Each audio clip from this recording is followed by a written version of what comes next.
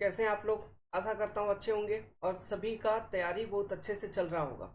So this is the important concept, Khosla's exit gradient, GE, star point concept, है ना।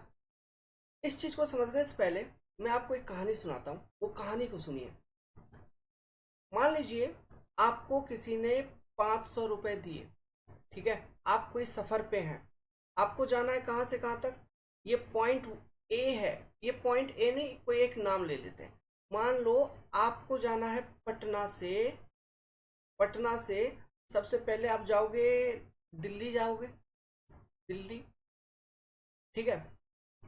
फिर यहाँ से आप जा रहे हो सीधा सीधा, मान लो आप आ रहे हो रायपुर। बहुत लंबा जर्नी हो गया है ना, पटना से दिल्ली फिर दिल्ली से रायपुर। ये मान लो ट्रेन व्रेन से बस वस से किसी तरह आपको जाना है, ऐसा ऐसा आना है आपको। आपके पास है 500 रुपये, 500 या 5,000 ले लेते हैं भाई। 500 रुपये थोड़ा कम हो गया तो 5,000 ले लेते हैं। आपके पास है 5,000 रुपये, और ये आपको मालूम है कि आपको ये 5,000 का 5,000 जितना भी है टोटल स्पेंड करना ही करना है। मतलब टोटल पैसा आपको खर्चा करना ही करना है, 1 रुपया भी नहीं छोड़ना है। समझ गए बात को, टोटल खर्चा करना है करना, ये आपको मालूम है। आपकी अब इंटेंशन क्या होगी, आपकी इंटेंशन क्या होगी मैं पूछूं अगर। आप बोलोगे, मतलब जैसे ही सोचो अपने आप को कि पटना से निकले हो, पटना से निकले, तो इंटेंशन क्या होगी। पैसा कम खर्चा करोगे ना, क्यों, बचा के रखनी है। नहीं तो बीच सफर में पैसा कहीं खर्चा हो गया तो फिर, है ना, घूमना पड़ेगा गली गली, है कि नहीं। तो इसलिए हम पैसा बचा के रखेंगे ताकि हमें जरूरत पे जरूरत हो, मतलब जरूरत पे हम खर्च कर पाए। समझ गए, तो ये चीज। तो आप ये इंटेंशन के साथ में आपने क्या किया, पैसा को बचाते गए बचाते गए बचाते गए, कम कम खर्चा कर रहे हो, और रास्ता सफर भी आपका कट रहा है। कम कम खर्चा कर रहे हो, सफर भी कट रहा है, दिल्ली पहुंच गए। यहाँ तक कुछ पैसा खर्चा हो गया, मान लो यहाँ तक 1,500 खर्चे कर लिए आपने, बहुत बचाए, है ना, 1,500 रुपया, लेकिन आप किसी भी तरह से खर्च हो ही गया। कोई बात नहीं, ये स्पेंड हो गया। बचा कितना, 3,500 अभी भी तो है। अब दिल्ली से रायपुर तक का सफर में आपको मालूम है कि 3,500 खर्च करनी है। अभी भी फिर भी यही सोच रहे हो कि चलो भाई धीरे कम कम खर्च करेंगे, कम कम खर्च करेंगे, करेंगे करेंगे करेंगे। लेकिन जैसे रायपुर के करीब करीब करीब करीब पहुंचे, ठीक है, मान लो यहाँ तक रायपुर के करीब करीब यहाँ तक पहुंचे, और आपके पास है, अभी बच गया है कितना। अभी यहाँ तक में मतलब इस पर्टिकुलर पॉइंट तक में जो अभी मैं शो करवा रहा हूँ, यहाँ तक आपने खर्च कर दिया, मान लो फिर से 1,500 और। तो कुल मिला के टोटल आपके 5,000 में से कितने खर्च हो गए अभी तक, टोटल 3,000 खर्च हो गए। लेकिन अब आप पहुंच गए हो रायपुर के करीब करीब, और आपको मालूम है कि मेरे को, अरे भाई टोटल पैसा खर्चा करना ही करना है, और मैं अपने डेस्टिनेशन के करीब करीब ही पहुंच गया हूँ। अब आप अंधाधुंध पैसा खर्चा करोगे क्या, क्योंकि आपके पास, अब देखो सोचो, पटना से दिल्ली पहुंच गया, दिल्ली से रायपुर के करीब करीब पहुंच गया, मात्र 3,000 रुपया खर्चा किया। अब 5,000 में से आपके पास बच गया 2,000, और बस रायपुर मान के चलो ना कि 100 ही किलोमीटर। तो ये 100 किलोमीटर में अंधाधुन खर्चा करोगे क्या तुम, आपसे ज्यादा बड़ा आदमी कोई नहीं, बॉस कोई नहीं, अब उड़ा दिया दो फटाक से। समझ रहे हो कि नहीं, बहुत जबरदस्त खर्चा करेंगे। तो वही चीज है, तो ये लास्ट जो लेंथ होगी, लास्ट जो डिस्टेंस होगी, उसमें आप ज्यादा पैसा खर्चा करोगे। इस चीज को समझना पानी के एनर्जी के साथ, इसी सेम कहानी को रिलेट करिएगा अभी वाटर के एनर्जी के साथ। देखिए वहां से समझ में आएगी कोसलास एग्जिट ग्रेडियंट, और क्यों हमें डरना चाहिए इस बात से। ये देखो, कोई भी हाइड्रोलिक स्ट्रक्चर है तो वो हम एक फ्लोर के ऊपर बनाते हैं। तो ये एक मैंने ले लिया फ्लोर, जिसकी कोई थिकनेस विकनेस है, कुछ भी है, मैंने ले लिया। ये ले लिया मैंने ग्राउंड प्रोफाइल, ठीक है। ये ग्राउंड प्रोफाइल मतलब ये सॉइल है यहाँ पे, मतलब इसके नीचे कोई फाउंडेशन मटेरियल होगी। ये एक हाइड्रोलिक स्ट्रक्चर थी, तो यहाँ पे कोई एक हाइड्रोलिक स्ट्रक्चर है आपका। इस तरह से यहाँ पे अपस्ट्रीम वाटर इतना लेवल पे है, डाउनस्ट्रीम वाटर भी है, कुछ ना कुछ दिखा दिया इतना लेवल पे है। ओके, तो ये वाटर का कुछ नाम ले लो, इधर H1 वाटर है, यहाँ पे H2 वाटर है। समझना बात को। तो सीपेज अगर होगा ये जो चीज है यहाँ पे सॉइल जो है इट इज परमिएबल, सबसे पहली बात। तो परमिएबल जैसे कि Sandy soil, courser soil, this kind of foundation material is present here. तो ऐसे केसेस में ही सीपेज होगा, और इसी केस में हम एनालिसिस भी कर रहे हैं। इम्परमिएबस फाउंडेशन अगर है तो वहां पे सीपेज होगा नहीं, उन कंडीशंस के लिए खोसला थ्योरी वैलिड है नहीं। ठीक है, तो ये this is the head H, capital H लिख देता हूँ इसको बाबू, capital H. So what is this head, what is this head, this is the head H1 minus H2, यही difference H1 minus H2, and यही वो हेड है जिसके कारण सीपेज होगा, जिसके कारण सीपेज होगा।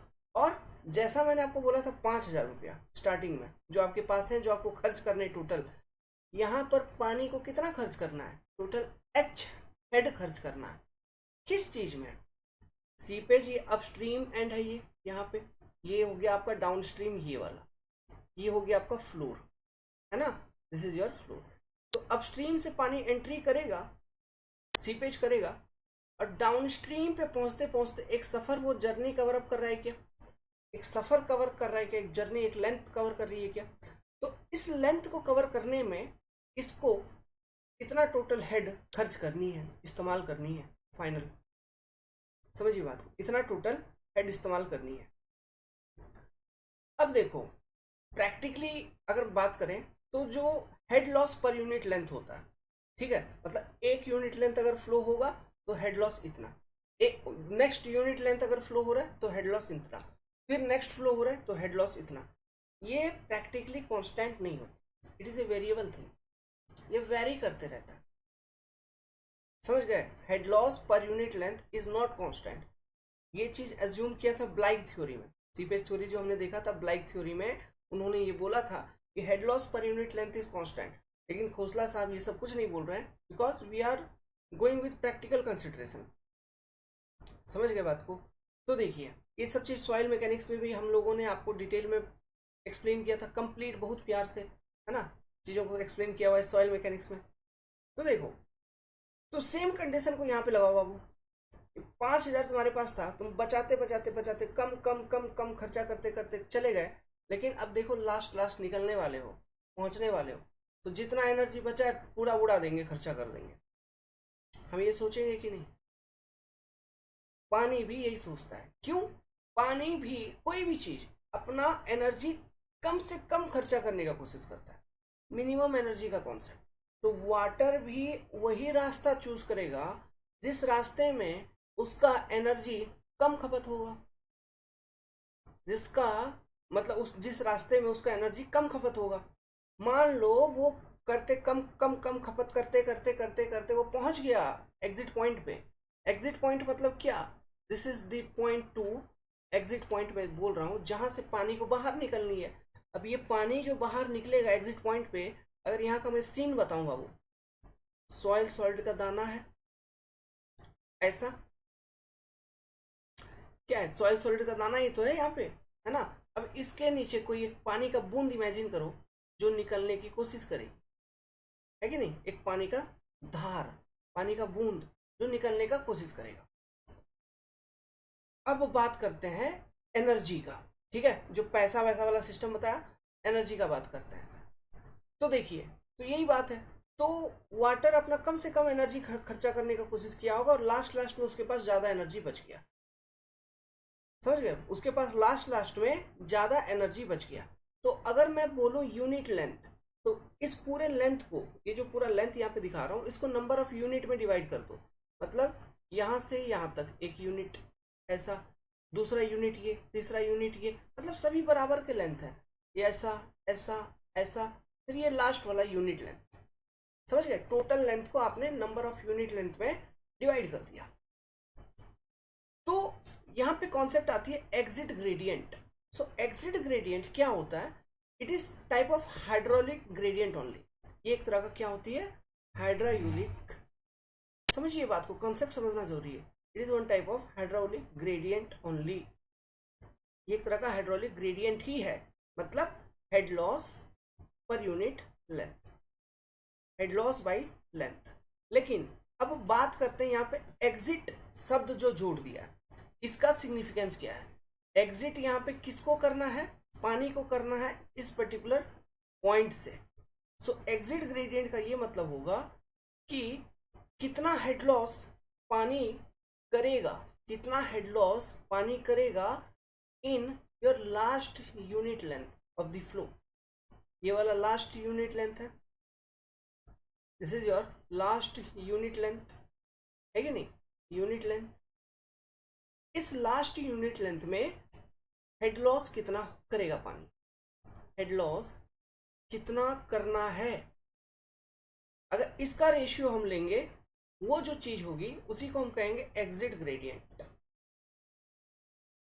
समझ गए? अब ये जो एग्जिट ग्रेडियंट है it is nothing but it is representation of one type of energy. क्यों? देखिए, head loss per unit length, मान लीजिए लास्ट लेंथ में पानी के पास, जैसा कि अभी अभी देखा आपने, है ना, वहां तक पहुंचते पहुंचते ज्यादा हेड बच गया पानी के पास, तो वो सारा का सारा निपटाने का कोशिश करेगा। तो लेंथ ऑफ फ्लो फील्ड, इसको हम फ्लो लेंथ भी कहते हैं ना, पानी फ्लो कर रही है, तो जो लास्ट फ्लो लेंथ है, मतलब फ्लो फील्ड का जो लास्ट यूनिट लेंथ है वो तो कांस्टेंट है, वो जैसा पहला था अभी भी वैसा है, लेकिन पानी के पास बच गई हेड ज्यादा, तो वो ज्यादा हेड लॉस करेगा सेम यूनिट लेंथ, तो ग्रेडियंट ज्यादा होगी, मतलब पानी के पास एनर्जी ज्यादा है।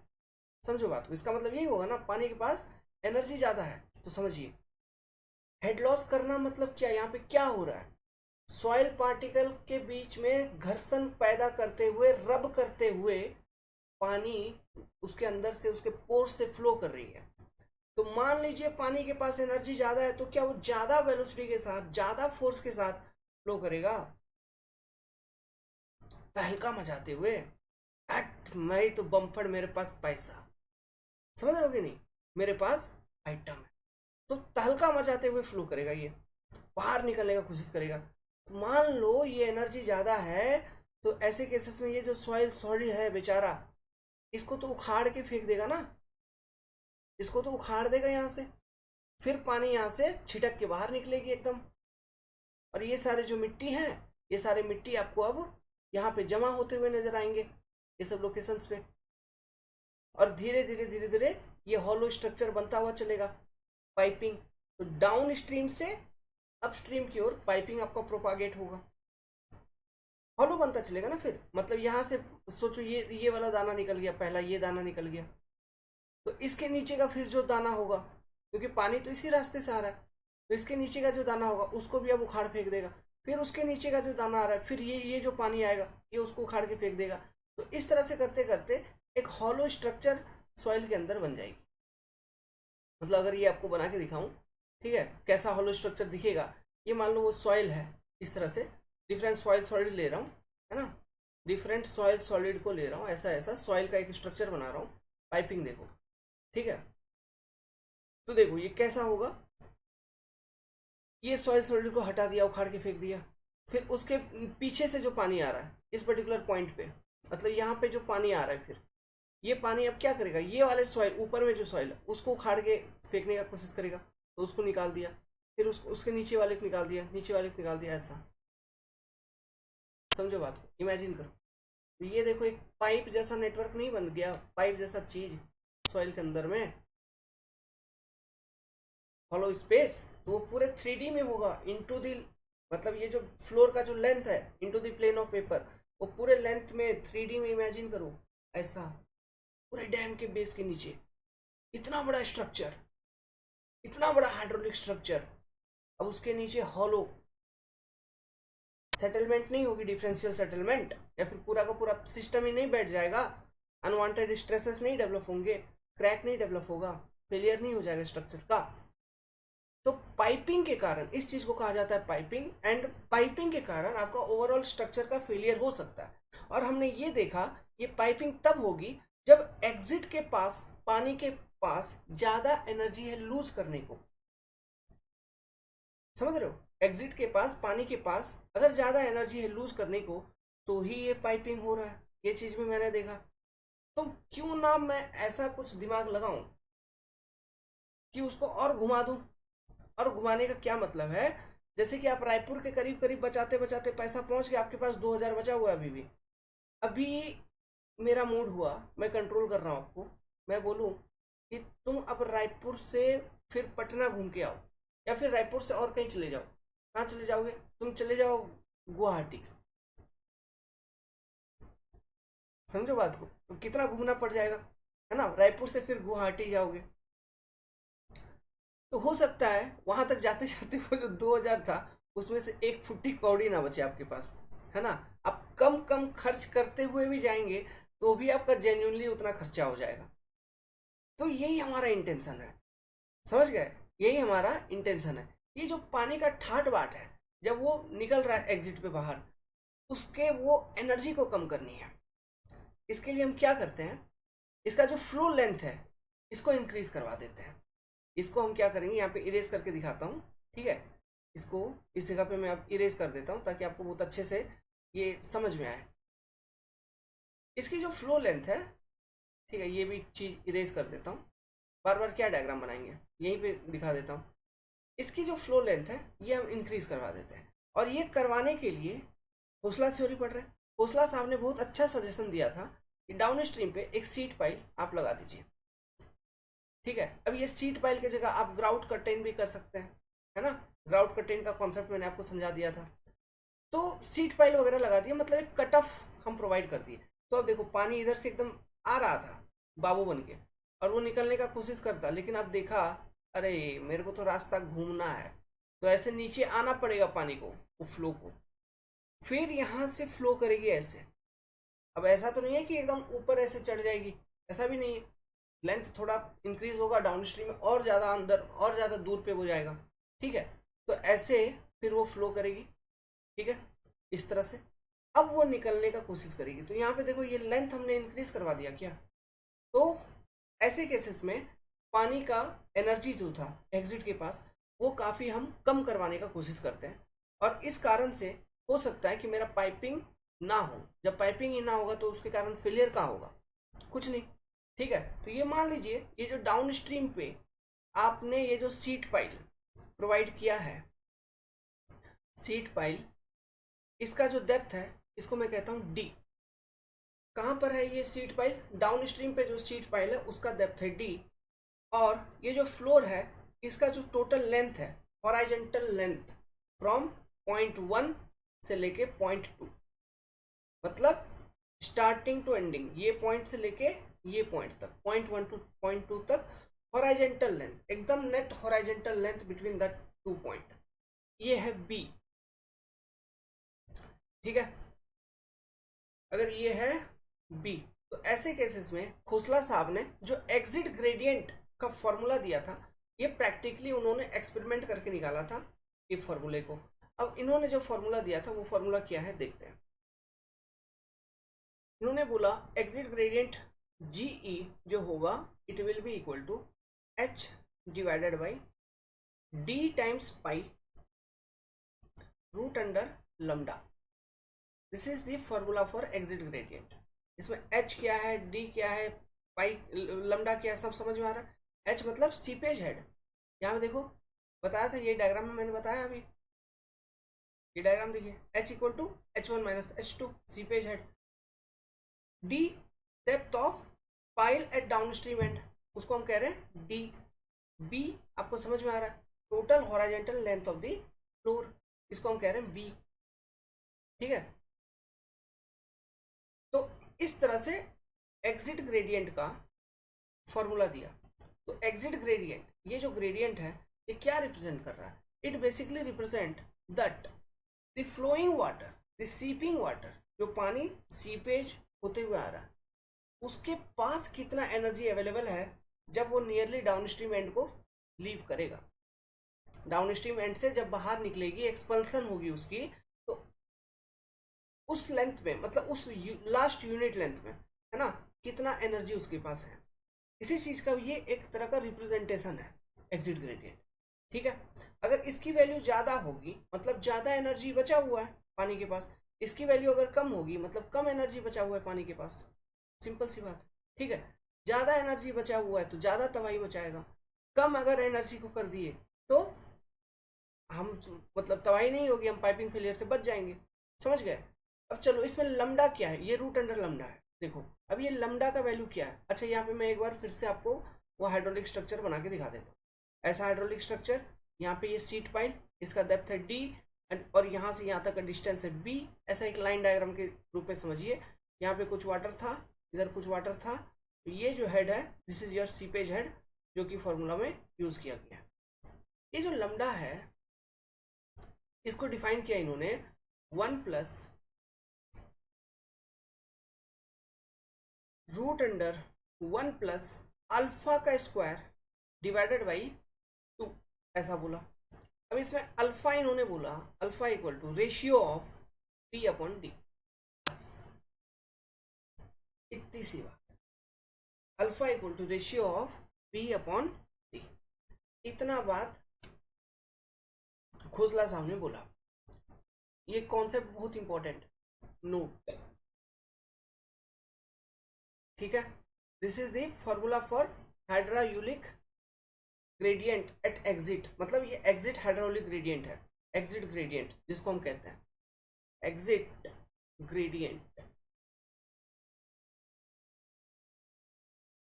इस तरह से हम कैलकुलेट कर लेंगे एग्जिट ग्रेडियंट को। तो यहाँ पे तो मैंने आपको एक सिंपल स्ट्रक्चर बना के दिखाया। अभी मान लो एग्जाम्स में, मतलब देखो एग्जाम है, वो कंफ्यूज करने के लिए कुछ ना कुछ उठपटांग देगा। मान लो ऐसा दे दिया, ऐसा फ्लोर दे दिया, ऐसा दे दिया, फिर ऐसा दे दिया, फिर ऐसा दे दिया, ऐसा दे दिया, फिर यहाँ पर भी एक सीट पाइल लगा दिया है, डाउन स्ट्रीम पे भी सीट पाइल लगा दिया है, ठीक है। ये डेप्थ दिया है D1 मान लो, ये डेप्थ दे दिया अलग, ये भी अलग D2 है ना। फिर आपको क्या दिया है, आपको दे दिया ये लेंथ अलग अलग करके दे दिया, ये B1 लेंथ दे दिया, ये वाला B2 लेंथ दे दिया, ये B3 दे दिया, फिर ये स्लोपिंग का एंगल दे दिया, मान लो ये एंगल कितना, एंगल ऑफ स्लोपिंग। फिर आपको ये B4 लेंथ दे दिया, ऐसा ये भी आपको स्लोपिंग का B4 लेंथ दे दिया है, एंगल वगैरह दे दिया, ये थीटा दे दिया, ऐसा। अब ऐसे केसेस में उठपटांग कुछ भी कर सकता है थोड़ा कंफ्यूजन करने के लिए। ऐसे केसेस में अब हम क्या करेंगे, फिर हम कैसे निकालेंगे।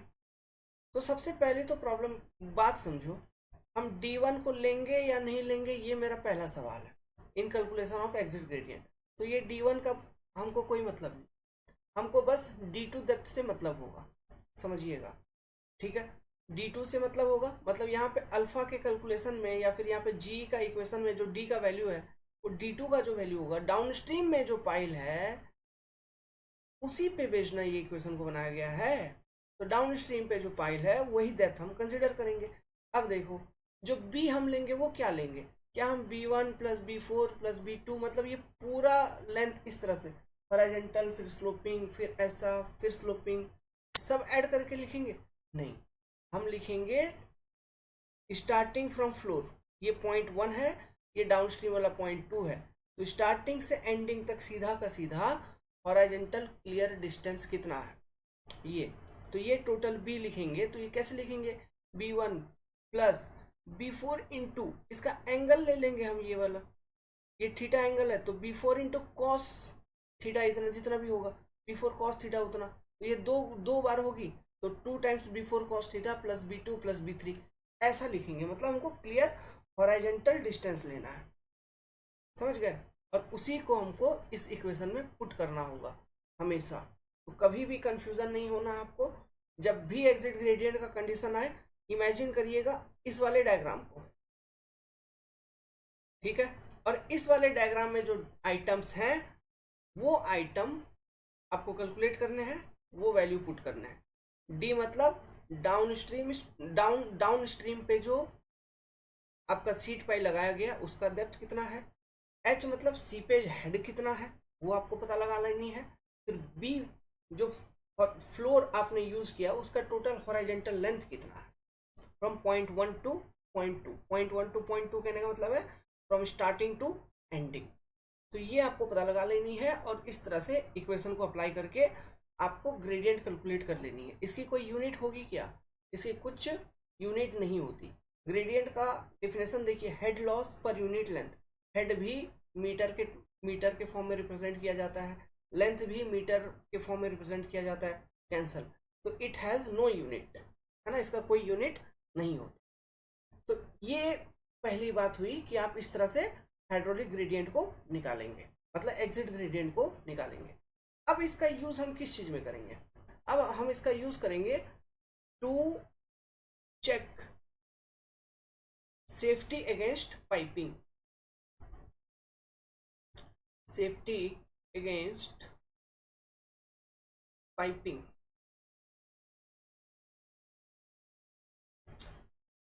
देखिए अब ये कैसे चेक करेंगे? देखो, अब मैं यहाँ पे एक कॉन्सेप्ट बता रहा हूँ। कॉन्सेप्ट क्या बताऊँ आपको? चलो, कॉन्सेप्ट ये बता रहा हूँ, इमेजिन करना, अच्छे से समझो भाई। अब जब आ ही गए हो तो अच्छे से समझो। ये मान लीजिए कोई फ्लोर है, ये हाइड्रोलिक स्ट्रक्चर, यहाँ पे ऐसा पानी, इधर ऐसा पानी, ठीक है। देखिए ये आपका ग्राउंड, ठीक है, ये आपका ग्राउंड। तो पानी यहाँ से एंटर करेगा, ऐसा एंटर किया, और यहाँ पे डाउन स्ट्रीम पे सीट पाइल भी ले लिया, मान लो सीट पाइल भी ले लिया है। तो ऐसे दिखा रहा हूँ, पानी ऐसा एंटर किया, फिर ऐसे नीचे आते हुए, फिर ऐसे निकल रही है, निकलने का कोशिश कर रही है। ओके, तो यहाँ पर अगल बगल तो सॉइल ही है ना, इमेजिन करते चलना, यहाँ पे अगल बगल तो सॉइल ही है, सॉइल के दाने हैं, और ये फ्लो जो है वाटर, वो जो इंटरकनेक्टिंग वॉइड्स है उसके थ्रू से फ्लो करता हुआ जा रहा है, समझ गए। और इस पर्टिकुलर पॉइंट से, पॉइंट टू इसको मैं कहता हूँ, यहाँ से निकलने का कोशिश करेगा, पानी जो है वहां से निकलने का कोशिश करेगा पॉइंट टू से, ठीक है। अब वो पॉइंट टू पे इमेजिन करना, पॉइंट टू पे इमेजिन करना, आपने अभी क्या किया, based on the forces, hydrodynamic forces, मतलब जो सीपेज, जो पानी हो रहा है मूवमेंट में, उसके साथ जो फोर्सेस है, उसके साथ जो एनर्जी है, based on that you have calculated what, कि पानी के पास कितना एनर्जी है जब पानी डाउन स्ट्रीम से निकल रही है। आपने वो कैलकुलेट कर लिया जीई के टर्म्स में, एग्जिट ग्रेडियंट के टर्म्स में। So this depend on what, hydrodynamic forces that water is having. Hydro पूछा गया है ना, इसलिए बता रहा हूँ। ये सब पूछते हैं असर्शन रीजनिंग में, स्टेटमेंट में, है ना। हाइड्रो ऐसा ही कुछ बात नहीं बोल दे रहे हम, सब चीज देखिएगा, जब क्वेश्चन सॉल्व करेंगे आपको टिक लगता चलेगा। हाइड्रोडायनामिक फोर्सेस, है ना, इस पर डिपेंड करते हुए आपने पानी के पास कितना एनर्जी है जब वो लास्ट यूनिट लेंथ को अपना कवर कर रहा है, वो उसमें कितना एनर्जी यूज कर सकता है, वो चीज आपने पहले से निकाल लिया है। समझ गए बात को? अब देखो भाई, अब कॉन्सेप्ट क्या है, अब मैं ये जी तो निकाल लिया हूं, अब मैं ये बताऊंगा वहां पे जो सॉइल पार्टिकल है, वहां पे जो सॉइल पार्टिकल है उनके कैरेक्टरिस्टिक्स पे डिपेंड करता हुआ, सॉइल मैकेनिक्स में हमने पढ़ा है, देखो ये सॉइल पार्टिकल्स है, ठीक है, ये सॉइल पार्टिकल्स है। सो हम एक कॉन्सेप्ट को पढ़े हैं कि जब भी अपवार्ड वगैरह, अपवार्ड फ्लो वगैरह होती है तो इफेक्टिव स्ट्रेसेस डिक्रीज हो जाए, ठीक है। अब ये क्या बोला आपको समझ में नहीं आया होगा, सॉइल मैकेनिक्स पढ़े नहीं हो, पढ़े भी हो तो कहीं टॉप एजुकेटर से पढ़ लिए हो, प्रचार के दम पे पढ़ लिए हो, है ना, पैसों के दम पे जो प्रचार किए जाते हैं वहां से लालच में आके पढ़ लिए हो कि अच्छा पढ़ाएंगे। सो ऐसा नहीं होता, आप ज्वाइन करिए, फॉलो करिए, हमने तो वो सब चीज़ फ्री में पढ़ा रखा है, जो वो लोग आपसे 10,000 भी चार्ज करेंगे ना, है ना, वो चीज़ भी हमने फ्री में पढ़ा रखा है, ठीक है। हम बस आपसे पैसा लेते हैं थोड़ा मोड़ा, वो इसलिए इसलिए लेते हैं कि एग्जामिनेशन तक जो भी एग्ज़ाम आप अटेम्प्ट कर रहे हैं उसमें कुछ कुछ पेड सब्जेक्ट हमने कर दिया है, बाकी आपको हम असिस्ट कर पाएँ थ्रू आउट द एग्जामिनेशन, आपके डाउट्स को क्लियर कर पाए, इसलिए चार्जेस हम लेते हैं, बस इतनी सी बात है। चलो भाई देखो, अपवर्ड फ्लो जब होगा इफेक्टिव स्ट्रेस कम हो जा रही है, इसका मतलब क्या है, इफेक्टिव स्ट्रेस इस सॉइल सॉलिड का डाउनवर्ड डायरेक्शन में लग रहा होता। इफेक्टिव स्ट्रेस क्या है, ग्रेन टू ग्रेन कॉन्टैक्ट के बीच जो कॉन्टैक्ट प्रेशर लग रही है उसी को हम इफेक्टिव स्ट्रेस कहते हैं, तो वो तो नीचे लग रही है, लेकिन जो पानी वो कितने नीचे से आ रहा है ऊपर, है ना, पानी ये इफेक्टिव स्ट्रेस को मैं कहता हूँ सिग्मा डैश मान। जब पानी नीचे से ऊपर जा रही है तो ये एक फोर्स लगा रही है जिसको हम कहते हैं seepage force. Seepage force soil mechanics में बहुत प्यार से सीपेज में एक्सप्लेन किया इन सब चीजों आपको। तो ये सीपेज फोर्स। तो अभी देखिए, अगर मैं नेट इफेक्टिव स्ट्रेस बताऊं तो यहाँ पे क्या होगा, sigma dash minus what, seepage force, sigma dash minus seepage force. तो ये इफेक्टिव स्ट्रेस आपकी कम हो रही है। तो एक कंडीशन ऐसा भी हो सकता है कि इफेक्टिव स्ट्रेस कम होते होते होते होते होते हो गई जीरो।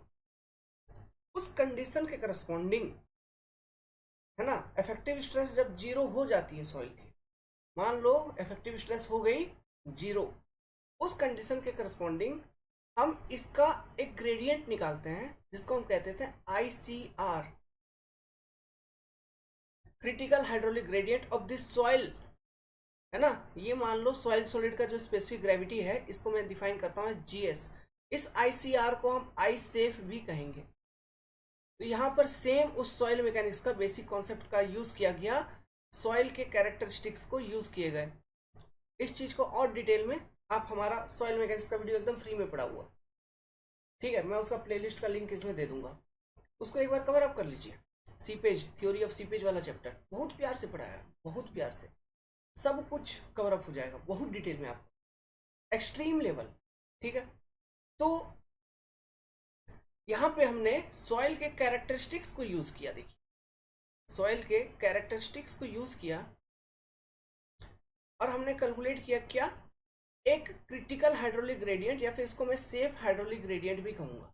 ये सॉइल का है, ठीक है, ये सॉइल का है। अब इमेजिन करो, ये है सॉइल का। अब इमेजिन करो ऐसा कि जो एग्जिट हाइड्रोलिक ग्रेडियंट पानी लेके आ रहा है अपने साथ, जो एनर्जी पानी लेके अपने साथ आ रहा है, वो अगर इस हाइड्रोलिक ग्रेडियंट को ओवरकम कर लिया, अगर इससे ज्यादा हो गया तो क्या होगा, सिंपल सी बात है, सॉइल सॉलिड को वो अपने साथ लेके निकल जाएगी, पाइपिंग होना चालू हो जाएगा। समझ गए। सो पाइपिंग से अगर हमको बचाना है, सेफ्टी चेक करनी है, तो इस एग्जिट हाइड्रोलिक ग्रेडियंट को हमेशा जो भी सॉइल वहां पे यूज किया गया है, फाउंडेशन मटेरियल में जो भी सॉइल है, उसका क्रिटिकल या फिर सेफ हाइड्रोलिक ग्रेडियंट से ये वैल्यू कम होनी चाहिए। समझ गए। अब इसका वैल्यू हम कैसे निकालते हैं, तो देखिए यहाँ पे दो अलग अलग बातें हैं। फिर अब ये दो अलग अलग बात क्या है, ये सब चीज पॉइंट आउट करवाना पड़ता है आपको। ऑब्जेक्टिव क्वेश्चन में ये पूछेंगे, जी हाइड्रोडायनामिक फोर्सेस वाटर का जो सीपेज वाटर हो रहा है, जो पानी मूवमेंट में है, उसके ऊपर डिपेंड करता है। सॉइल कैरेक्टरिस्टिक्स के ऊपर ICR या फिर आई सेफ डिपेंड कर रहा है। ICR या फिर आई सेफ का जो वैल्यू था, आई सेफ का जो वैल्यू है, ये हम कैसे निकालते थे, GS-1 डिवाइडेड बाई 1+E, यही फॉर्मूला था हमारे पास ICR या फिर आई सेफ का। So for safety against piping, ये चीज हमेशा इंश्योर करना है कि your GE exit hydraulic gradient is less than equal to ICR या I safe. This condition must be always applicable in this design. अगर आपको क्वेश्चन में कोई फैक्टर ऑफ सेफ्टी दिया गया है, ठीक है, तो आप उस फैक्टर ऑफ सेफ्टी को यूज करिए। किसके साथ, आप ICR के साथ फैक्टर ऑफ सेफ्टी को डिवाइड कर देंगे। GE must be less than equal to ICR by factor of safety, इससे कम होना चाहिए, तब आपका सेफ कंडीशन होगा, सेफ्टी इंश्योर करेगा। This is your safe condition. ये अगर फैक्टर ऑफ सेफ्टी दिया है, मतलब डिजाइन के केस में दिया होगा, नहीं दिया है तो कोई बात नहीं, आप चेक करके बता दीजिए। अगर दिया है तो आप फैक्टर ऑफ सेफ्टी उस पर लगा के चेक करिए। समझ गए। इसमें GS का अगर बात करें, what is this GS value, it is specific gravity of soil solid,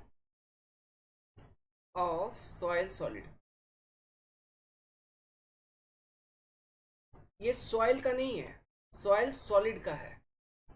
okay, soil solid. Generally कितना होता है, 2.4 से ज़्यादा, है ना, 2.1, 2.2, 2.3, 2.4, 2.5, ऐसा इस रेंज में होगा। ई क्या है, void ratio, void ratio, clear है, समझ गए। इस तरह से आप सेफ्टी चेक करेंगे। तो एग्जाम में जो आपके क्वेश्चंस आएंगे, दो तरीके के यहाँ पे फिजिबल है। एक तो जी का वैल्यू निकालो, ये बताएगा। दूसरा ये बोलेगा कि सेफ्टी चेक करो। अगर सेकेंड स्टेप में बोल दिया सेफ्टी चेक करो, बताओ सेफ है कि नहीं है, तो सॉइल टाइप दिया रहेगा, वर्ड रेशियो वगैरह आपसे कैलकुलेट करवाएगा। ठीक है, वर्ड रेशियो क्या होता है, volume of void upon volume of solid, this is your word ratio. ये होता है void ratio, volume of void upon volume of solid. आपसे वॉइड रेशियो को कैलकुलेट करवाएगा, फिर आपको सेफ्टी चेक करवाएगा आईसीआर को कैलकुलेट करवाने के बाद। ये सेकेंड स्टेप में वो क्वेश्चन को लेके जा सकता है। तीसरा स्टेप क्या कर सकता है, फैक्टर ऑफ सेफ्टी दे देगा और बोलेगा डिजाइन करो, डिजाइन करके बताओ, तो ये कंडीशन आपको आ जाएगी, है ना। तो इस तरह से चेक करने के लिए आपको वो चीजों को दे सकता है। अब आप जाइए क्वेश्चन सॉल्व करिए, ये मेरा चैलेंज है, दावा है। अगर आपने इस वीडियो को जो मैंने एक्सप्लेन किया ध्यान से सुना है, सब चीजों को लिखा है, एक भी ऐसा क्वेश्चन आपके कॉपी पे नहीं होगा, या फिर कोई भी एग्जामिनेशन में आया हुआ एक भी ऐसा क्वेश्चन नहीं होगा ये सब कॉन्सेप्ट से जो आपके छूट जाए। You will be easily able to answer each and every question, अगर आपने चीजों को ध्यान से सुना है तो, ध्यान से समझा है तो, सब चीजों को अच्छे से लिखा है तो। ये मेरा दावा है, इसलिए मैं क्वेश्चन आपको सॉल्व उतना नहीं करवाता, जहां पे रिक्वायर्ड नहीं है वहां पे सॉल्व करवाने का कोई मतलब नहीं, क्योंकि सब चीज मैं आपको इतना क्लियर कट वे में एक्सप्लेन कर देता हूँ कि you will be easily able to solve question of your own. मेरे को क्वेश्चन सॉल्व करवाने की जरूरत नहीं है बाबू, आप खुद ही सॉल्व कर लोगे। इसलिए मैक्सिमम बच्चों की डाउट नहीं आते जो हमारे यहाँ से पढ़ते हैं। जो नहीं पढ़े होते मैं उनका भी डाउट क्लियर करता हूँ, कोई बात नहीं, बच्चे हैं, डाउट आती है, हम क्लियर करेंगे। लेकिन आप एक बार हमारे यहाँ से पढ़ लीजिए, हो सकता है शायद वो जो डाउट छोटे मोटे भी पूछते हो वो भी ना पूछो। ठीक है, चलो अब इतना बता ही दिया, तो यहाँ से थोड़ा सॉइल का और एक बेसिक बात थोड़ा डिस्कस कर लेते हैं। देखिए क्या पूछूं आपसे, कभी कभी ये पूछा गया है, मेरे को ये बताओ आईसीआर या फिर आई सेफ जो मैं अभी ले रहा हूँ, ठीक है, हमेशा देखना इसको दो टर्म्स में ही बताया जाएगा, क्रिटिकल हाइड्रोलिक ग्रेडियंट या फिर सेफ हाइड्रोलिक ग्रेडियंट। नाम लिख देता हूँ भाई, नहीं तो इसमें भी आप कंफ्यूजन हो जाओगे। क्रिटिकल हाइड्रोलिक ग्रेडियंट या फिर इसको हम कहेंगे सेफ हाइड्रोलिक ग्रेडियंट। हर एक एग्जाम में अगर घूमेगा क्वेश्चन तो इसी दो नाम के बीच में घूमेगा, और कुछ नाम अलग से नहीं है। सेफ हाइड्रोलिक ग्रेडियंट, ये किसके ऊपर डिपेंड करता है, सॉइल कैरेक्टरिस्टिक्स के ऊपर। क्यों, इसका वैल्यू देखिए, GS-1 divided by 1 plus E, void ratio. अब देखो अब क्वेश्चन आपसे पूछेगा कि ये किसके लिए ज्यादा होगा, किस टाइप ऑफ सॉइल के लिए ज्यादा होगा। चलो मेरे को, मैं दो एग्जांपल लेता हूं, एक लेता हूं मैं फाइन सॉइल लेता हूं,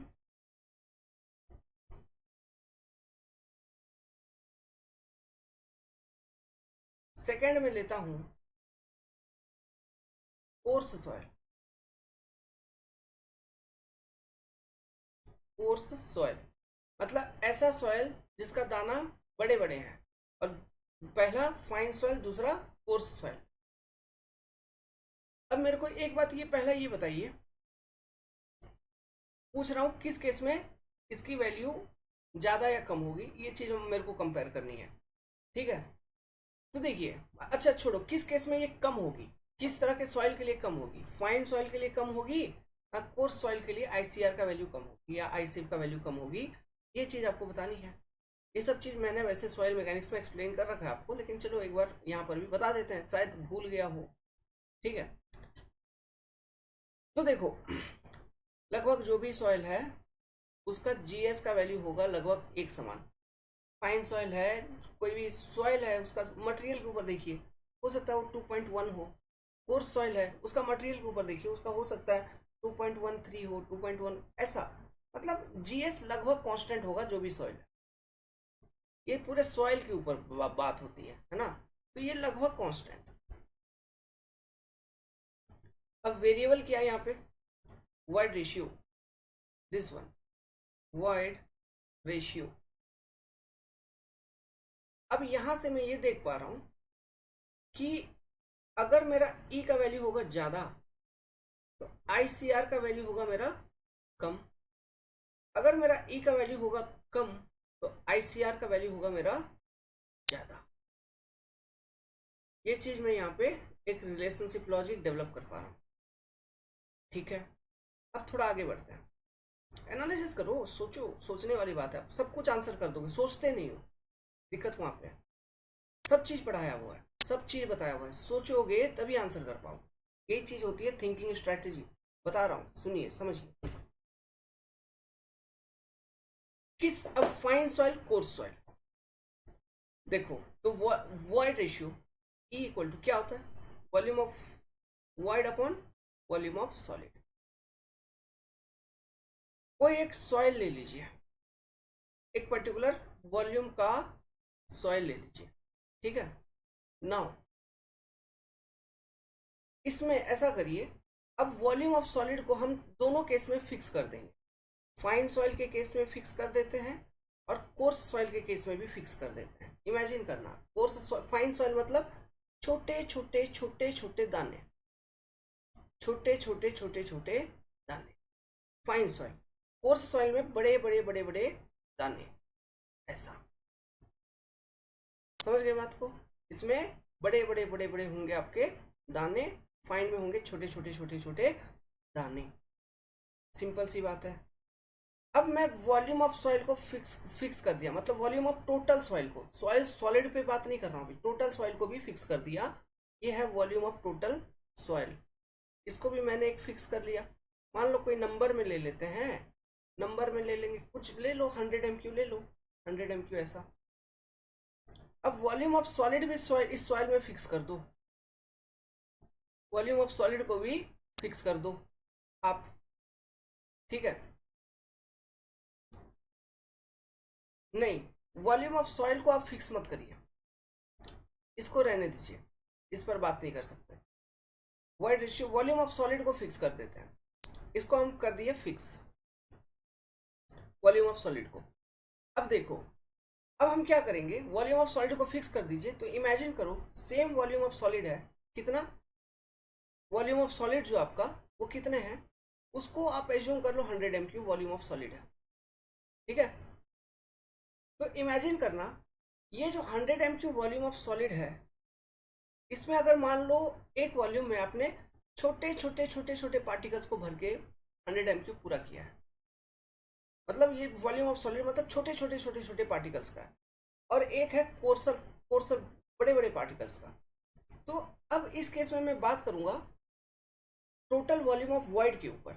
वॉइड रेशियो कब ज्यादा होगा, वॉल्यूम ऑफ सॉलिड तो दोनों केस में फिक्स, वॉइड रेशियो ई का वैल्यू ज्यादा होगा तब जब वॉल्यूम ऑफ वॉइड की वैल्यू ज्यादा होगी, ठीक है।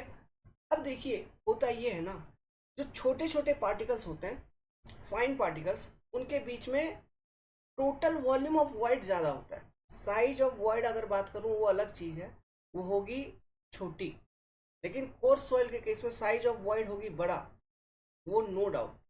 मैं बात कर रहा हूं वॉल्यूम ऑफ वॉइड के ऊपर। तो फाइन सॉइल के केस में आपको ज्यादा वॉल्यूम ऑफ वॉइड मिलेगा, उसका रीजन ये है कि यहाँ पे वॉइड के साइज है छोटे और नंबर ऑफ वॉइड्स होंगे ज्यादा। समझ गए बात को, वॉइड के साइज है छोटे और नंबर ऑफ वॉइड्स होंगे ज्यादा। इस चीज को हमने मैथमेटिकली भी प्रूव कर दिया है आपका सॉइल मैकेनिक्स वाले चैप्टर के अंदर, उस सब्जेक्ट में स्टार्टिंग में ही प्रूव किया है। ओके, तो अगर मैं ऐसा बोलूं कि फाइन सॉइल के केस में आप देख रहे हैं कि अगर वॉइड रेशियो आपको ज्यादा मिलता है फाइन सॉइल के केस में, ऑब्वियसली मतलब volume of void upon volume of solid, not size of void. Size of void पे बात नहीं हो रही, वॉइड रेशियो पे बात हो रही है, तो वॉल्यूम ऑफ वॉइड। तो वॉल्यूम ऑफ वॉइड आपको ज़्यादा मिलेगी फाइन सॉइल के केस में, तो वॉइड रेशियो आपको ज़्यादा मिलेगी फाइन सॉइल के केस में। So in case of fine soil क्या मेरा आईसीआर का वैल्यू बहुत कम हो जाएगा? समझ रहे हो? तो क्रिटिकल कंडीशन कौन सा सॉइल क्रिएट कर सकता है जिसका आईसीआर कम होगा? फाइन सॉइल क्रिएट कर सकता है। सो अगर आपका जो स्ट्रक्चर आपने बनाया है वो एक ऐसे सॉइल के ऊपर बनाया जो कि परमिएबल भी है और फाइन भी है, तो ऐसे केसेस में आईसीआर उसका कम होगा और एग्जिट के लिए जितना आपको लग रहा है वो मतलब एग्जिट ग्रेडियंट जितना है वो तो उतना लगेगा ही लगेगा, लेकिन ऐसे केसेस में आईसीआर उसका कम होगा। सो हमें सीट पाइल की जो लेंथ होगी वो फिर इंक्रीज करनी होगी, बढ़ानी होगी, ताकि हम एग्जिट ग्रेडियंट को कम कर पाए। क्योंकि देखिए जो एग्जिट ग्रेडियंट का फॉर्मूला था उसमें सीट पाइल की जो डेप्थ है इट इज इन्वर्सली रिलेटेड। तो अगर ये वैल्यू ज़्यादा तो एग्जिट ग्रेडियंट की वैल्यू कम, और एक ही उपाय है यही कि डाउन स्ट्रीम सीट पाइल की डेप्थ हमको बढ़ानी होगी फिर। समझ गए? लेकिन अगर कोर्सर सॉइल है, बड़ा बड़ा सॉइल है, तो सीट पाइल अगर आप छोटा भी दोगे, थोड़ा कम डेप्थ का भी दोगे तो भी हमारा चल जाएगा। तो ये असर्शन रीजनिंग में पूछा गया। समझे बात को?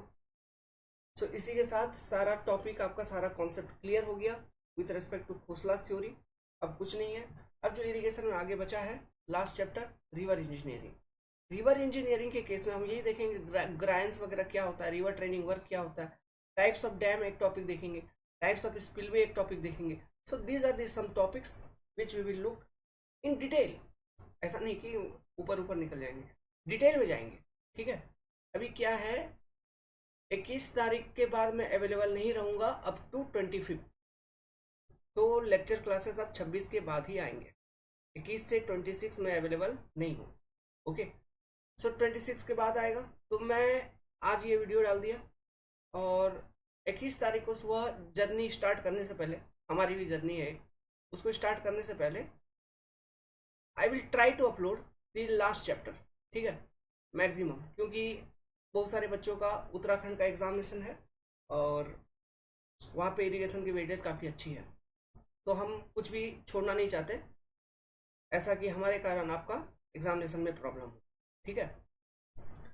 नहीं भी तो हम आके कंप्लीट करा देंगे, लेकिन उस समय आप रिवीजन के दौर पे रहेंगे, बहुत कुछ ऐसा वैसा। तो अभी हम कोशिश करवा मतलब कंप्लीट करवाने का कोशिश करेंगे। और मान लीजिए कोई न्यू बच्चा देख लिया हमको, अभी मज़ा भी आ गया, तो मैं आपको एक सलाह देता हूँ, आइए ज्वाइन करिए, पढ़ना चालू करिए। ठीक है? आपका सारा डाउट क्लियर होगा, सारा सब्जेक्ट अच्छे से सीखोगे, रिपीटेटिव प्रिपरेशन करने की ज़रूरत नहीं पड़ेगी। एक बार प्रिपेयर करिए और टाइमली रिवीजन करिए, क्वेश्चन सॉल्विंग करिए, एग्जामिनेशन क्रैक हो जाएगा। आपका यहाँ पे टाइम और पैसा दोनों ही बचेगा, बर्बाद नहीं होगा। Good luck.